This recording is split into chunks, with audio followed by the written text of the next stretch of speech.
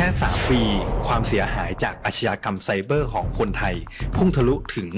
94,000 ล้านบาทหรือเฉลี่ยปีละ 30,000 ล้านบาททุก1 ชั่วโมงเราเสียเงินกว่า 3.4 ล้านบาทให้กับมิจฉาชีพออนไลน์โจรไม่เห็นใจคนอาชีพไหนอายุเท่าไหร่สถานะทางการเงินแบบใดหมอพ่อค้านักธุรกิจนักเรียนแม่บ้านข้าราชการเกษียณทุกคนตกเป็นเหยื่อได้เสมอและวันหนึ่งอาจเป็นคุณหรือคนที่คุณรักเพราะจุดอ่อนร่วมของเหยื่อคือความเร่งรีบขาดสติหรือแม้แต่บางครั้งก็เกิดความโลภจนเกินไปอย่าปล่อยให้การกดคลิกเดียวลิงก์เดียวทำให้โจรยิ้มกว้างวันนี้ถึงเวลาแล้วที่คนไทยทุกคนจะต้องร่วมมือกันสร้างภูมิคุ้มกันอาชญากรรมไซเบอร์ช่วยกันหยุดก่อนที่ภัยไซเบอร์จะทำให้คนที่คุณรักและตัวคุณเองกลายเป็นเหยื่อ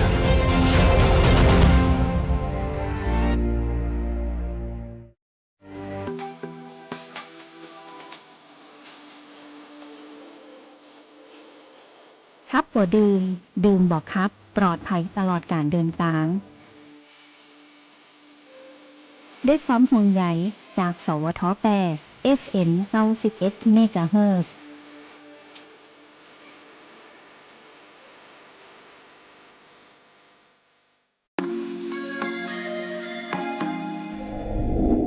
คุณกำลังฟัง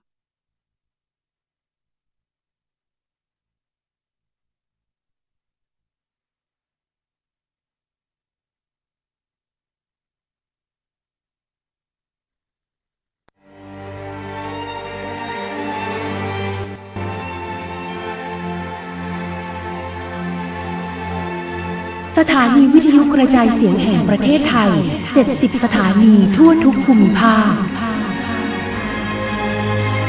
เสนอรายการใต้ร่มพระบารมีพระพันปีหลวง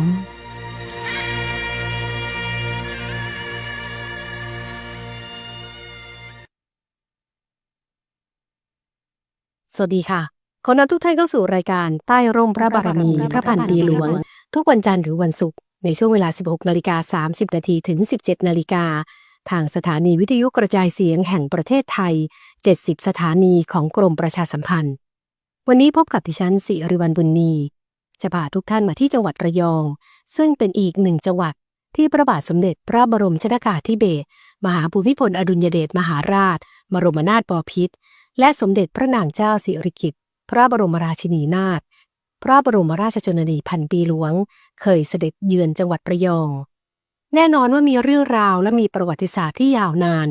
และคงอยู่ในใจของชาวจังหวัดระยองมาจนถึงทุกวันนี้ท่านผู้ชมท่านผู้ฟังคะมีอีกหนึ่งสิ่งที่คนรุ่นใหม่ยังได้เห็นภาพประวัติศาสตร์เหล่านี้อยู่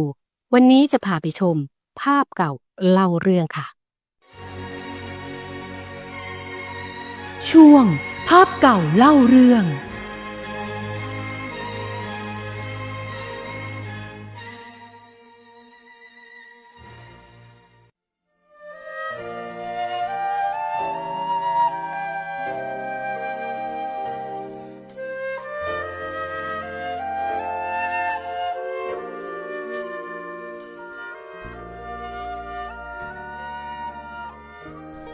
สมเด็จพระนางเจ้าพระบรมราชินีนาถพระราชินีแห่งสยามมีพระนามเดิมว่าหม่อมราชวงศ์สิริกิติ์กิติยากรเป็นพระธิดาของหม่อมเจ้านักขัตมงคลกิติยากรกับหม่อมหลวงบัวกิติยากรพระราชสมภพเมื่อวันศุกร์ที่ 12 สิงหาคม 2475 ณ บ้านของพลเอกเจ้าพระยาวงศานุปภัทรบิดาของหม่อมหลวงบัวโดยพระบาทสมเด็จพระปกเกล้าเจ้าอยู่หัวพระราชทานนามว่าสิริกิติ์อันมีความหมายว่าผู้เป็นศรีแห่งกิติยากร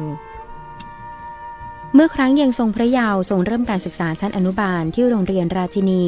ต่อมาทรงย้ายไปศึกษาต่อชั้นประถมศึกษาปีที่2ที่โรงเรียนเซนต์ฟรานซิสเซเวียร์คอนแวนต์เนื่องจากขณะนั้นเป็นช่วงที่บ้านเมืองต้องเผชิญกับภาวะสงครามมหาเอเชียบูรพาณโรงเรียนแห่งนี้นอกจากจะทรงศึกษาตามหลักสูตรปกติแล้วยังทรงเลือกเรียนภาษาอังกฤษภาษาฝรั่งเศสและเปียโนเป็นวิชาพิเศษโดยทรงมุ่งหวังที่จะเรียนดนตรีเพื่อเป็นวิชาชีพในอนาคต ในปี 2489 เมื่อสงครามโลกครั้งที่2สงบลงรัฐบาลได้แต่งตั้งให้พระบิดาไปดำรงตำแหน่งเอกอัครราชทูตประจำสำนักเซนต์เจมส์ณกรุงลอนดอนประเทศอังกฤษจึงได้ตามเสด็จไปอยู่กับครอบครัวอย่างพร้อมหน้าโดยทรงศึกษาภาษาอังกฤษและภาษาฝรั่งเศสควบคู่กับการเรียนเปียโนในเวลาต่อมาเมื่อพระบิดาทรงย้ายไปดำรงตำแหน่งเอกอัครราชทูตประจำประเทศเดนมาร์กและฝรั่งเศสที่ฝรั่งเศสนี้เองหม่อมราชวงศ์สิริกิติ์มีโอกาสได้รับเสด็จพระบาทสมเด็จพระเจ้าอยู่หัวซึ่งขณะนั้นประทับอยู่ณประเทศสวิตเซอร์แลนด์และโปรดที่จะเสด็จพระราชดำเนินไปยังกรุงปารีสเพื่อทอดพระเนตรโรงงานรถยนต์อยู่เสมอทำให้ทรงคุ้นเคยกับครอบครัวกิติยากรเป็นอย่างดี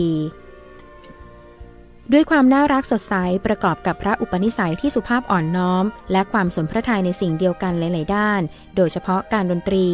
ทำให้เป็นที่ต้องพระราชอัธยาศัยของพระบาทสมเด็จพระเจ้าอยู่หัวตั้งแต่ครั้งแรกพบในเดือนตุลาคม 2491 พระบาทสมเด็จพระเจ้าอยู่หัวทรงประสบอุบัติเหตุทางรถยนต์ขณะทรงขับรถยนต์พระที่นั่งออกจากเมืองโลซานทำให้ต้องทรงเข้ารับการรักษาที่โรงพยาบาลเป็นเวลา3 สัปดาห์ระหว่างนั้นทรงพระกรุณาโปรดเกล้าโปรดกระหม่อมให้หม่อมราชวงศ์สิริกิติ์เข้าเยี่ยมพระอาการเป็นประจำจนพระอาการดีขึ้น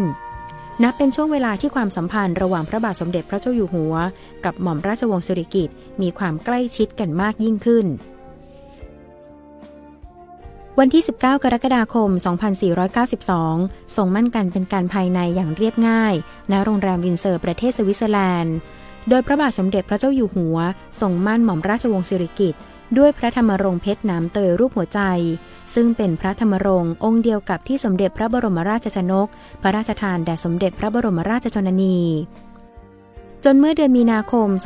2493 พระบาทสมเด็จพระเจ้าอยู่หัวเสด็จนิวัตรพระนครจึงทรงพระกรุณาโปรดเกล้าโปรดกระหม่อมให้หม่อมราชวงศ์สิริกิติ์ตามเสด็จพระราชดำเนินกลับมายังประเทศไทยด้วยทั้งสองพระองค์ทรงเข้าสู่พระราชพิธีราชาภิเษกสมรสณวังสะปทุมเมื่อวันที่ 28 เมษายน 2493 ท่ามกลางความปิติยินดีของประสบนิกรชาวไทยทั้งประเทศทรงพระกรุณาโปรดเกล้าโปรดกระหม่อมสถาปนาหม่อมราชวงศ์สิริกิติ์เป็นสมเด็จพระราชินีสิริกิติ์พร้อมพระราชทานเครื่องราชอิสริยาภรณ์สูงสุดตามโบราณราชประเพณีและในการพระราชพิธีบรมราชาภิเษกได้ทรงสถาปนาขึ้นเป็น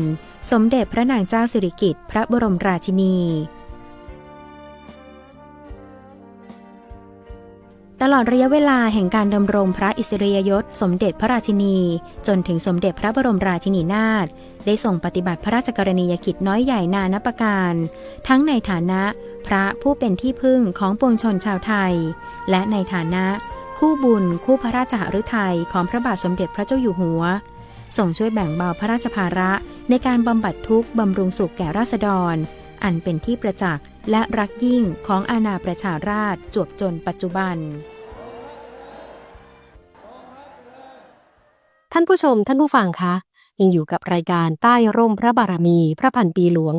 ช่วงนี้เป็นช่วงตามรอยพระเมตตาพาทุกท่านย้อนรำลึกวันประวัติศาสตร์แห่งความปลื้มปิติเมื่อพระบาทสมเด็จพระบรมชนกาธิเบศรมหาภูมิพลอดุลยเดชมหาราชบรมนาถบพิตรและสมเด็จพระนางเจ้าสิริกิติ์พระบรมราชินีนาถพระบรมราชชนนีพันปีหลวงเสด็จพระราชดำเนินมายังจังหวัดระยองความทรงจำนั้นยังคงตราตรึงอยู่ในหัวใจของชาวระยองไม่รู้ลืมกับสารคดีเทิดพระเกียรติสมเด็จพระนางเจ้าสิริกิติ์พระบรมราชินีนาถพระบรมราชชนนีพันปีหลวงตอนโครงการสมเด็จอนุรักษ์พันธุ์เต่าทะเลที่เกาะมันไนจังหวัดระยองค่ะช่วงตามรอยพระเมตตา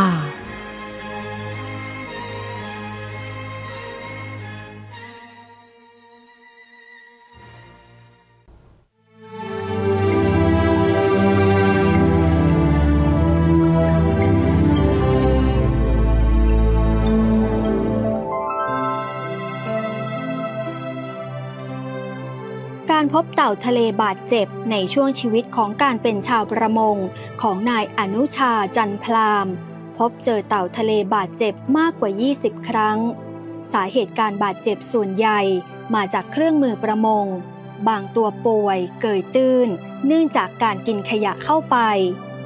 บางตัวมันก็ติดอวนผมเก็บมาเป็น10 ตัวแล้วคือว่าชาวประมงบางทีเจอเต่ามันป่วยเชื่องติดเชือกมั่งเนี่ยบางทีแขนปีกมันขาดอะไรเงี้ยเขาก็ต้องเก็บมาให้ที่นี่มันจะมีโรงพยาบาลสัตว์หายากอยู่เขาจะเก็บมาให้มาดูแลเขาจะมีหมอประจำอยู่ที่นี่เลยตรงนี้มันเป็นศูนย์ของมันอยู่แล้วก็มาแปลงเป็นโรง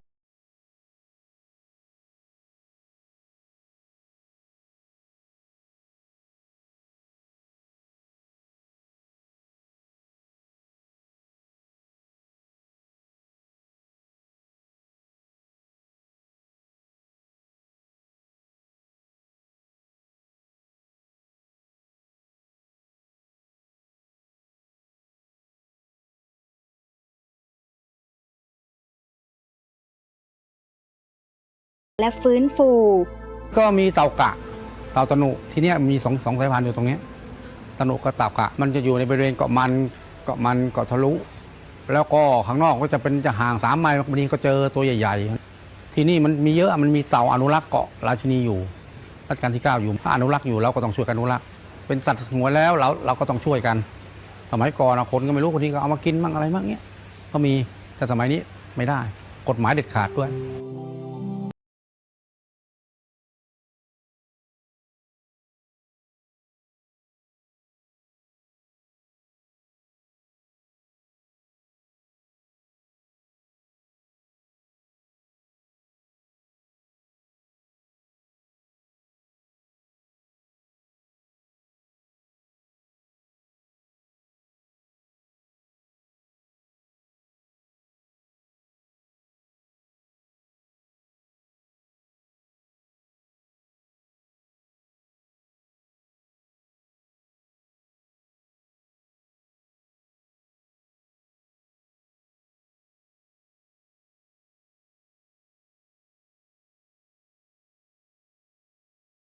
นะครับก่อตั้งขึ้นมาตั้งแต่ปี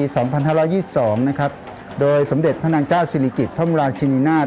กรมราชชนนีพันปีหลวงได้พระราชทานเกาะมันในนะครับให้เป็นสถานที่สำหรับจัดตั้งตัวโครงการสมเด็จอนุรักษ์พันธุ์เต่าทะเลนะครับแล้วโดยมีวัตถุประสงค์ในการที่จะเพิ่มจำนวนประชากรเต่าทะเลนะครับมีการเลี้ยงอนุบาลลูกเต่าแรกเกิดจนถึงอายุ1 ปีนะครับแล้วก็มีการติดเครื่องหมายแล้วก็ปล่อยกลับลงสู่ทะเลไปนะครับพระองค์ท่านประสงค์ให้มีการศึกษาวิจัยด้านเต่าทะเลนะครับรวมทั้งสัตว์ทะเลหายากนะครับพัฒนาให้พื้นที่เกาะมันในเป็นสถานที่ท่องเที่ยว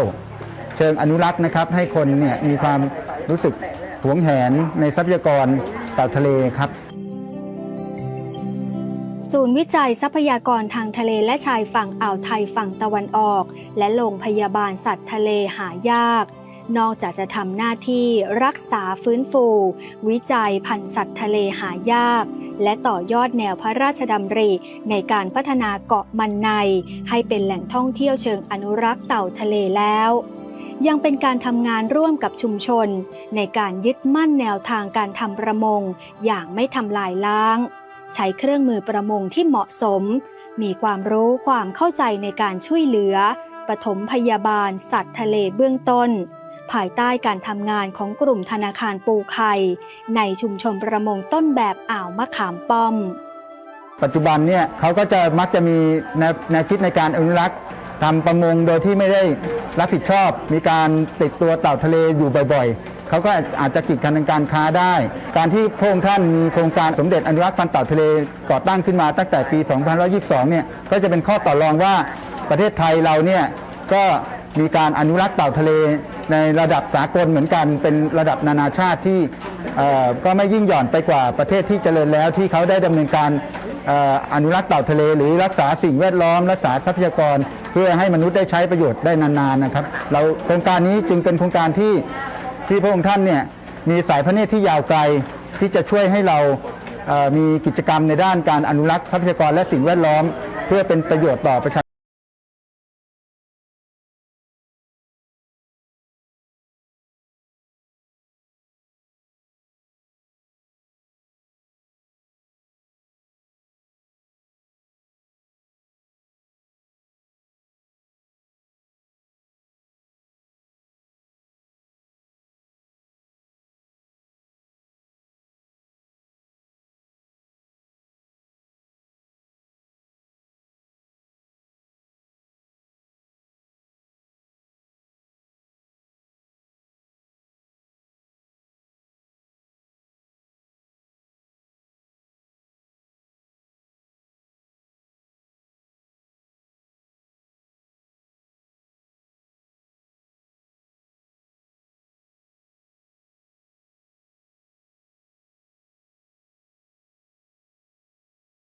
ช่วงที่ 3 ของรายการ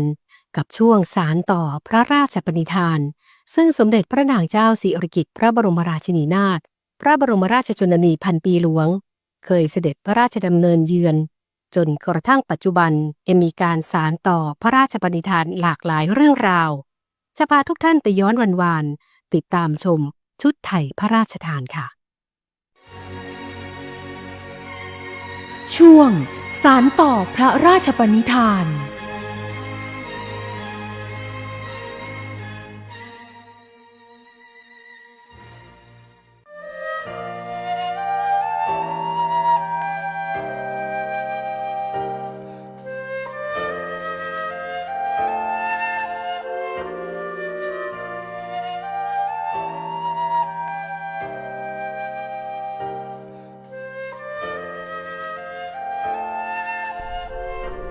สมเด็จพระนางเจ้าพระบรมราชินีนาถมีพระราชนิยมเรื่องการใช้ผ้าไทยและฉลองพระองค์แบบไทยตั้งแต่เป็นหม่อมราชวงศ์สิริกิติ์กิติยากรทรงเลือกฉลองพระองค์แบบไทยสีงาช้างรอบคอฉลองพระองค์ปากไหมทองพระภูษายกทองในงานพระราชพิธีราชาภิเษกสมรสและทรงพระภูษาทองและทรงสะพักในพระราชพิธีบรมราชาภิเษกในช่วงปีพุทธศักราช 2503 สมเด็จพระนางเจ้าพระบรมราชินีนาถโดยเสด็จพระบาทสมเด็จพระเจ้าอยู่หัวไปทรงเจริญสัมพันธไมตรีกับนานาประเทศทรงเตรียมฉลองพระองค์ทั้งชุดสากลและชุดไทยมีพระราชดำริใช้ผ้าไหมไทยผ้าไทยและผ้ายกในการสร้างสรรค์ฉลองพระองค์เพื่อแสดงถึงความเป็นไทยพร้อมทั้งได้เกิดพระราชดำริว่าประเทศไทยยังไม่มีชุดประจำชาติสำหรับสตรีอย่างเช่นชุดกิโมโนของชาวญี่ปุ่นชุดสารีของชาวอินเดียจึงทรงพระกรุณาโปรดเกล้าโปรดกระหม่อมให้นางสนองพระโอษฐ์ช่างตัดเสื้อและผู้เชี่ยวชาญด้านประวัติศาสตร์ค้นคว้าเรื่องการแต่งกายของไทยตั้งแต่สมัยสุโขทัยถึงสมัยรัตนโกสินทร์เพื่อทรงเลือกแบบมาเป็นฉลองพระองค์ในโอกาสเสด็จพระราชดำเนินเยือนทวีปยุโรปสมเด็จพระนางเจ้าพระบรมราชินีนาถทรงได้รับยกย่องพระเกียรติจากผู้เชี่ยวชาญการออกแบบเครื่องแต่งกายสตรี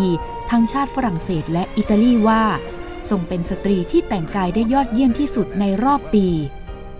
นิตยสารชั้นนำของประเทศเยอรมนีเชิญพระฉายาลักษณ์ในฉลองพระองค์ชุดไทยไปเป็นปกทำให้ชุดไทยเป็นที่รู้จักไปทั่วโลกปีพุทธศักราช 2507 สมเด็จพระนางเจ้าพระบรมราชินีนาถมีพระราชวินิจฉัยเลือกแบบชุดไทย 8 ชุดและพระราชทานชื่อชุดไทยแต่ละชุดโดยได้แนวคิดจากชื่อพระตำหนักและพระที่นั่งต่างๆประกอบด้วยไทยเรือนต้นไทยจิตรลดาไทยอมรินทร์ไทยบรมพิมานไทยจักรี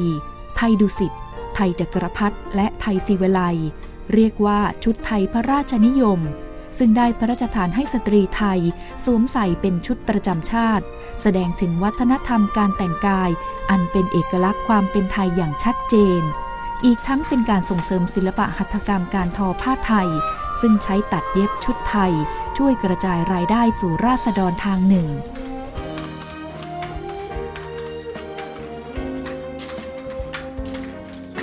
สมเด็จพระนางเจ้าพระบรมราชินีนาถทรงใช้ฉลองพระองค์ชุดไทยพระราชนิยมในการเสด็จพระราชดำเนินไปยังสถานที่ต่างๆและงานพระราชพิธีเป็นแบบอย่างในการส่งเสริมให้คนไทยนิยมการแต่งกายด้วยชุดไทยโดยพระบรมวงศานุวงศ์ข้าราชบริพารประชาชนที่ตามเสด็จต่างนิยมใช้ชุดไทยพระราชนิยมแบบต่างๆกันอย่างแพร่หลายทั้งในประเทศและต่างประเทศปัจจุบันสตรีไทยสวมใส่ชุดไทยพระราชนิยมเพื่อความสง่างามอย่างไทยในงานรัฐพิธีงานพิธีสำคัญงานประเพณีไทยรวมถึงงานมงคลสมรสส่วนชุดไทยของบุรุษได้พระราชทานแบบเสื้อตามแบบฉลองพระองค์พระบาทสมเด็จพระเจ้าอยู่หัวที่ทรงใช้ในบางโอกาสและรู้จักกันต่อมาว่าชุดพระราชทานสมเด็จพระนางเจ้าพระบรมราชินีนาถยังทรงพระกรุณาโปรดเกล้าโปรดกระหม่อมให้จัดตั้งพิพิธภัณฑ์ผ้าในสมเด็จพระนางเจ้าสิริกิติ์พระบรมราชินีนาถณหอรัศดากรพิพัฒน์ในพระบรมมหาราชวัง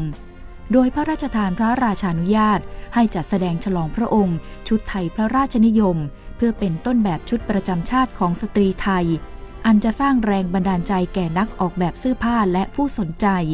ได้คิดประดิษฐ์ชุดไทยประยุกต์ที่มีรูปแบบแตกต่างอย่างสวยงามตลอดจนเป็นแหล่งความรู้เกี่ยวกับผ้าไทยและประวัติศาสตร์การแต่งกายของคนไทย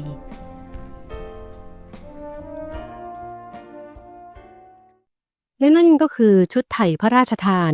เป็นเครื่องแต่งกายประจำชาติที่ได้รับการออกแบบและส่งเสริมโดยสมเด็จพระนางเจ้าสิริกิติ์พระบรมราชินีนาถพระบรมราชชนนีพันปีหลวงเพื่อให้เป็นเครื่องแต่งกายที่เหมาะสมสำหรับใช้ในโอกาสสำคัญต่างๆทั้งยังเป็นการส่งเสริมเอกลักษณ์ทางวัฒนธรรมของไทยชุดเหล่านี้มีความสง่างามและเป็นที่ยอมรับในระดับสากลโดยแบ่งออกเป็นหลายแบบเพื่อเข้ากับสถานการณ์และพิธีการที่แตกต่างกันและสำหรับพี่น้องประชาชนที่ต้องการเข้ากราบถวายพระบรมศพสำนักพระราชวังขอแจ้งเส้นทางที่เข้ากราบถวายบังคมพระบรมศพสมเด็จพระนางเจ้าสิริกิติ์พระบรมราชินีนาถพระบรมราชชนนีพันปีหลวงณพระที่นั่งดุสิตมหาปราสาทในพระบรมมหาราชวังตั้งแต่วันที่ 9 พฤศจิกายน 2568 เป็นต้นไปสำนักพระราชวังได้กำหนดเวลาและเส้นทางเข้ากราบถวายบังคมพระบรมศพดังนี้การเข้ากราบถวายบังคมพระบรมศพสมเด็จพระนางเจ้าสิริกิติ์พระบรมราชินีนาถพระบรมราชชนนีพันปีหลวงณพระที่นั่งดุสิตมหาปราสาทในพระบรมมหาราชวังเปิดให้เข้ากราบถวายบังคมพระบรมศพทุกวันตั้งแต่เวลา 8 นาฬิกาถึง 21 นาฬิกาโปรดแต่งกายสุภาพไว้ทุกข์สุภาพบุรุษงดสวมกางเกงยีนสุภาพสตรีสวมกระโปรงหรือผ้าดูกสีดำเท่านั้นท่านผู้ชมท่านผู้ฟังคะนี่คือเรื่องราวทั้งหมดที่ส่งคุณค่าในรายการใต้ร่มพระบารมีพระพันปีหลวงที่สถานีวิทยุกระจายเสียงแห่งประเทศไทยจังหวัดระยองผลิตรายการภายใต้อำนวยการผลิตของผู้อำนวยการสำนักงานประชาสัมพันธ์ที่ 7นายทองทศมหามนตรีและผู้อำนวยการสถานีวิทยุกระจายเสียงแห่งประเทศไทยจังหวัดระยองนางสาวอุไลพรฤทธิบุญวันนี้ดิฉันศิริวัลย์บุญมีพร้อมทีมงานสวทระยองลาทุกท่านไปก่อนสำหรับวันนี้สวัสดีค่ะ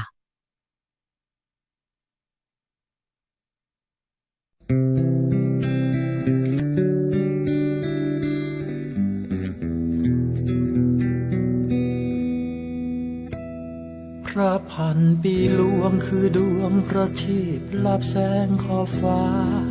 หากเราเพ่งมองหน้าผามีโคมสวรรค์จุติหนึ่งดวงสวรรค์คงดีใจที่ได้นางฟ้ากลับคืนสู่สวงแต่คนบนดินน้ำตารินรวงเป็นสายฝนโปรยโรยทางสวรรค์ประชาพร้อมพักคิดถึงแม่มากสุดหักใจฟื้นชีวิตเอ่ยใครเลยยังยืนอยากขอสวรรค์แม่อยู่พันปีชีวิตเราแลกได้ให้พระชนยังยืนเราพร้อมยอมพลีตายฟ้าละอองธุลีซึ่งใจแม่นักรักแม่ยิ่งใหญ่หวังใจเสมอองค์ภูมิพลบนทิพย์วิมานเข้าสวมกอดกันและกันครองรักนิรันดร์นิมมานนรดีบนชั้นฟ้าหากลูกสิ้นไขขอเป็นสายลมลูกบาทบาชารับใช้ทุกภพทุกคราเกิดเป็นข้าบาลูกแสนภูมิใจ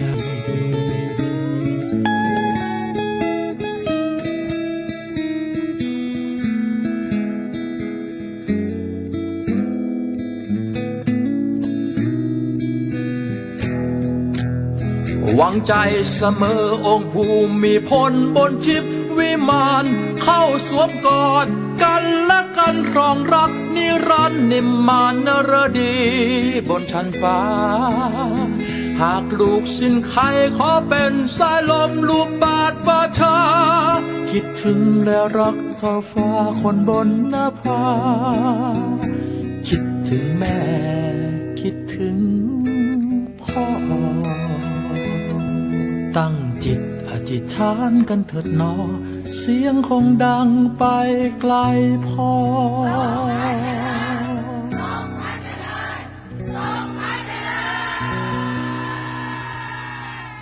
ณสวรรค์คาลัยสวรรค์คาลัยสวรรค์คาลัย